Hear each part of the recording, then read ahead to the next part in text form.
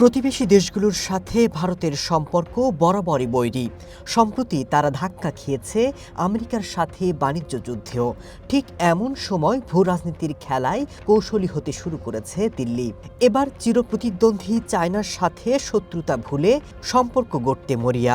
অনেকে বলছেন ভারত থেকে আমেরিকা মুখ ফিরিয়ে নিতেই চায়নার সাথে বন্ধুত্ব পাচ্ছেন মোদি। দুদিনের সফরে ভারতে চায়নার পররাষ্ট্রমন্ত্রী ওয়াং ই বৈঠক করেন ভারতের পররাষ্ট্রমন্ত্রী জয়শঙ্করের সাথে। এ সময় ভারতের অনুরোধে দেশটি থেকে বাণিজ্য নিষেধাজ্ঞা প্রত্যাহার করে চায়না। সংঘাত আর বৈরিতাকে পেছনে ফেলে ভারত চায়নার সম্পর্কের শীতলতা কাটিয়ে এগিয়ে যাওয়ার বার্তা দেন ভারতের পররাষ্ট্রমন্ত্রী। আমরা দিনের পর দিন কঠিন সময় পার করছি, তবে সময় এসেছে সম্পর্ক উন্নয়নের।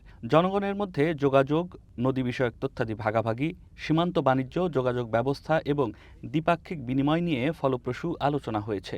তবে আরও খোলামেলা আলোচনার দরকার। চায়নার পররাষ্ট্রমন্ত্রী বলেন, পরস্পরের প্রতি শ্রদ্ধা আর বিশ্বাসে মজবুত হবে বন্ধুত্ব।